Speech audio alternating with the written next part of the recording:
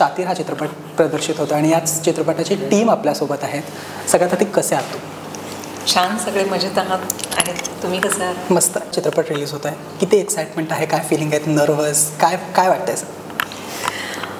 Nervousness तर आहेच आहे, एक्साइटमेंटसुद्धा आहे, कारण आम्ही या दिवसाची खूप वर्षापासून वाट पाहत होतो. 2-3 वर्ष झालं, तर नक्कीच एक्साइटमेंट पण भरपूर आहे. मला तुमच्या जर्नीबद्दल जाणून घ्यायला आवडेल. म्हणजे हाऊसवाईफ टू ॲक्ट्रेस ही एकंदरीत जर्नी कशी होती तुमची या चित्रपटामध्ये? कास्ट आणि आधी हाऊसवाईफ होतात तुम्ही, सो तो एकंदरीत एक्सपिरियन्स कसा होता?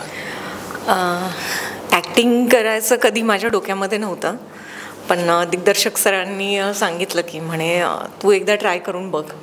तर त्यांनी याची जी स्टोरी लिहिलेली आहे ती मलाच डोक्यामध्ये ठेवून लिहिलेली होती आणि मग त्यासाठी मग त्यांनी एवढा विश्वास दाखवला माझ्यावरती, तर मग मी त्याच्यासाठी सेशन घेतलेले आहेत. गाणी आहेत या मूवीमध्ये, तर डान्सचे पण मी सेशन घेतलेले आहेत. तर डिफिकल्ट होतं सगळंच. ॲक्टिंग करणंही सोपं नाही आहे, डान्स करणंही सोपं नाही आहे, पण केलं. सुनील सर, मी तुमच्याकडे आहे. स्टोरी कशी सुचली तुम्हाला? एकंदरीत सत्य घटनेवर आधारित आहे ही स्टोरी, त्यामध्ये काय काय चेंजेस तुम्ही केलेत किंवा एकंदरीत तो एक अनुभव कसा होता तुमचा? ॲक्च्युली समाजात तर व्यसनाधीनता वाढत चाललेलीच आहे. मी ज्या एरियात राहतो त्या एरियामध्ये जाताना लहान मुलांना काही गोष्टी करताना पाहिलं की ज्या ऑब्जेक्शनेबल होत्या. त्याच्यावरती म्हटलं की आपल्याला मग चित्रपट ज्या दिवशी करायचा विचार आला तर कथेची चाचपणी चालू होती की नक्की कुठली कथा करायची, काय करायचं. टेररिझम पण होतं, मग टेररिझमवरती बऱ्याच लोकांनी स्टोरीज बनवलेल्या आहेत, सगळ्या गोष्टी आहेत. मग त्यानंतर विचार केला की नाही म्हटलं आपण हा एक सब्जेक्ट आहे, हे 2018ला सुचला. त्यानंतर त्याचा प्लॉट तयार करायला सुरुवात झाली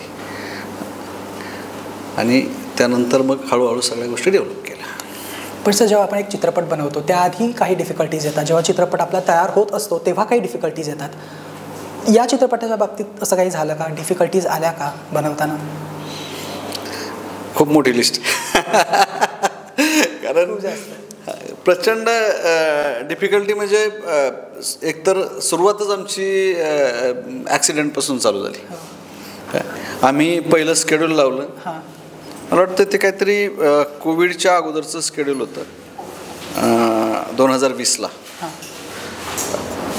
21 फेब्रुवारीला आम्हाला आमचं शूट स्टार्ट होणार होतं. ओके. आणि 19 फेब्रुवारीला संध्याकाळी 8:30 किंवा 9च्या दरम्यान मॅडमचा ॲक्सिडेंट झाला. ओके. आणि त्यांना एक मावळमधले एक व्यक्ती आहे, त्यांचा फोन नंबर आहे, मला नाव नाही आठवत. त्या व्यक्तीनं उचलून हॉस्पिटलमध्ये ॲडमिट केलं आणि तिथून मग नंबर शोधून मला फोन केला. तिथून पुढं आमच्या अडथळ्याची शर्यत चालू झाली आणि ती शेवटचं स्केड्यूल आमचं संपेस्तोपर्यंत नुसतेच अडथळे. पण चला ठीक आहे, देवाचा आशीर्वाद होता, त्यामुळे शूट कंप्लीट झालं, पोस्ट कंप्लीट झालं आणि आज म्हणजे त्यांच्याच आशीर्वादाने रिलीजला पण आलो आहे. सरांनी सांगितल्याप्रमाणे तुमचा ॲक्सिडेंट झाला, ती एक फेज त्यांच्यासाठी जेवढी वाईट होती तेवढीच तुमच्यासाठी असेल. तो एक तुम्ही कोणत्या फेजमध्ये होता तेव्हा, आणि तेव्हा तुमच्या डोक्यामध्ये काय विचार चालू होते की आपल्यामुळे एक फिल्म अडकली आहे किंवा अशा पद्धतीने विचार आले का मनामध्ये? हो, कारण ॲक्सिडेंट खूप मेजर होता आणि मी 15 दिवस ICUमध्ये होते आणि त्यानंतर ॲज अ निर्माती, ॲज अ प्रोड्युसर हा विचार आला की आपण हे थांबवायला नको. मग मी सरांनाही रिक्वेस्ट केली होती की म्हटलं तुम्ही दुसरं कोणीतरी कास्ट पहा या रोलसाठी आणि हे कंप्लीट करून घ्या शूट. पण नाही, सरांनी म्हटले नाही, मी तुला पाहूनच स्क्रिप्ट लिहिलेली आहे, त्याच्यामुळे मी तुलाच घेऊन पूर्ण करणार. तर त्यांनी रिकवर होईपर्यंत वाट पाहिली आणि मग आम्ही पुन्हा दुसरं शेड्यूल लावून आम्ही आत्ता मूवी पूर्ण केली. अभिमन्यू, तुझ्याकडे डेब्यू फिल्म आहे तुझी, किती एक्सायटेड आहेस आपल्याला स्वतःला इतक्या मोठ्या पडद्यावरती बघण्यासाठी? ॲक्च्युअलमध्ये इथं इमोशन्समध्ये फाईट चालली. एक साईडनी एक्साइटमेंट पण आहे, एक साईडमध्ये नर्वसनेस पण आहे की ऑडियन्स मला ॲक्सेप्ट करेल का नाही. बट ठीक आहे, तो एक एक्सपिरियन्स आहे, that is part of my life. पण मी ॲक्च्युअलमध्ये ऑनर्ड मानेल की हा मला रोल भेटला एवढ्या मोठ्या प्लॅटफॉर्मवरती. इनफॅक्ट मला रोल भेटला, असं काही काही लोकांना भेटत नाही. खूप सारे असे ॲक्टर्स आहेत की जे ज्यांना स्ट्रगल करावं लागतं, जे त्यांचं हार्डवर्क येऊनसुद्धा त्यांना तसा सक्सेस भेटत नाही जसा भेटला पाहिजे. पण येस, मी खूप एक्सायटेड आहे. पण जेव्हा तुला कळलं की तू करतोयस हे फिल्म, बाबांनी सांगितलं की येस तू आहेस लॉक या फिल्मसाठी, तेव्हा काय एक्साइटमेंट होती? तेव्हा मी थोडंसं असं क्वेश्चन करत होतो, एक्झॅक्टली मीच आहे का दुसरं कोण अजून आहे. कारण मी त्यामुळे मी त्यांना असं 2-3दा परत विचारलं की काय म्हणजे मीच आहे ना, पक्का मीच आहे ना. तर ते थोड्यासाठी म्हणलं की तुला करायचं आहे का नाही करायचं. मग ते त्या पॉईंटवरती आले, म्हणलं की नाही ठीक आहे, मग मी येतं मग मी करेल. तर मग तिथून ती प्रोसेस स्टार्ट झाली.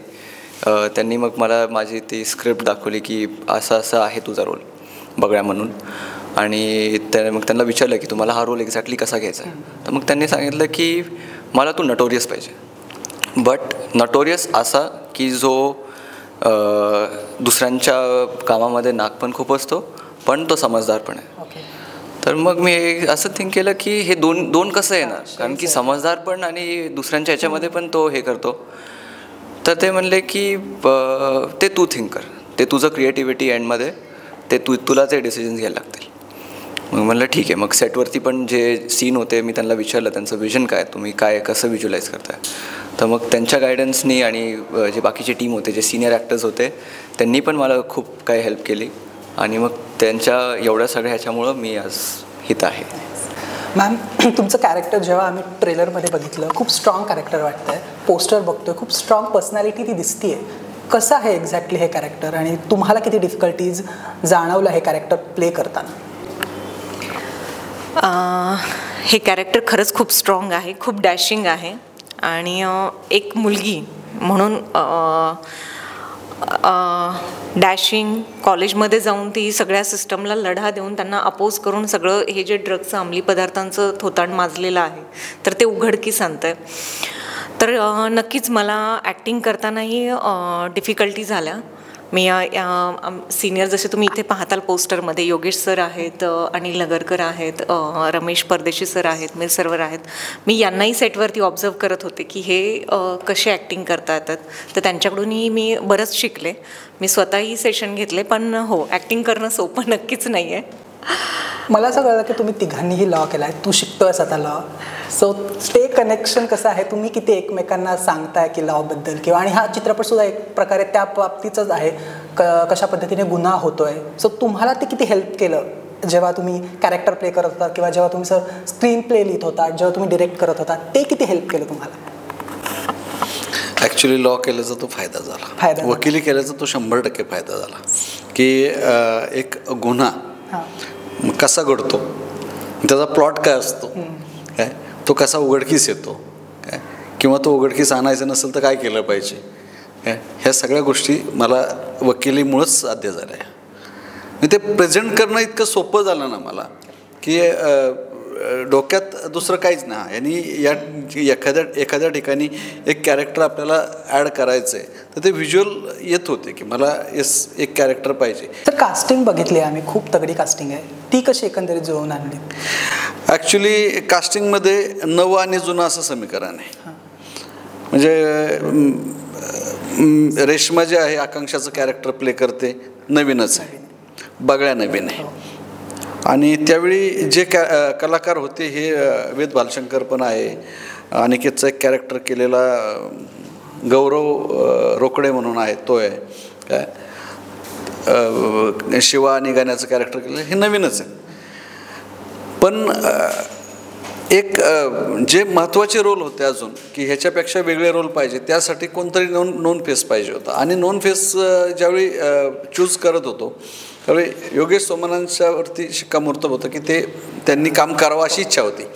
कारण आज काही जरी झालं तर मराठी चित्रपट इंडस्ट्रीत काय नाव तर मोठं आहेच, त्या बाबतीत काहीच नाही, पण शिकायचं असेल तर ह्या 3-4 कलाकारांच्याकडून मला भरपूर शिकायला मिळालं. हे दिग्दर्शन कसं केलं पाहिजे आणि कलाकारांनी काय केलं पाहिजे, कलाकारांच्याकडून काय करून घेतलं पाहिजे, या 4 कलाकारांनी मला शिकवलं. म्हणजे प्रत्येक गोष्ट हाताला धरून नाही शिकवायला लागेल, ते तुम्ही तुमच्या डोळ्यांनी शिकता, तुमचा मेंदू तेवढा जागा ठेवूनच तुम्हाला शिकावं लागतं. काय मला या 4 कलाकारांच्याकडून मी खूप काही शिकलो. ज्यावेळी कास्टिंग चालू होतं त्यावेळी पिठाबाईंचं नाव पुढं आलं, रमेश परदेशींचं, काय तर मी म्हणलं ते करतील का, कारण त्यांनी अगोदर मुळशी पाटणमध्ये पेट्याबाईंचा रोल केला होता.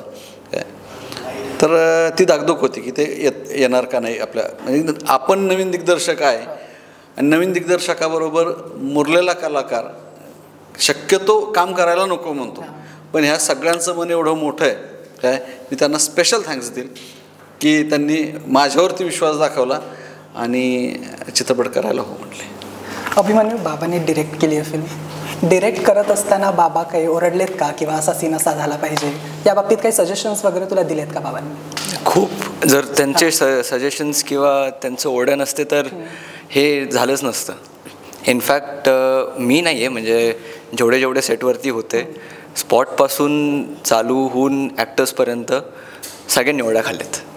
कारण की तुम्हाला परफेक्शन पाहिजे, आणि जर ते नसेल तर तुम्ही जे कंटेंट तुम्ही आणले तुम्ही प्रोव्हाइड कसं करणार, ऑडियन्सला आवडणार कसं. तर त्यामुळे ते एक नेसेसिटी होती आणि चांगलं आहे की ती नेसेसिटी आम्हाला भेटली.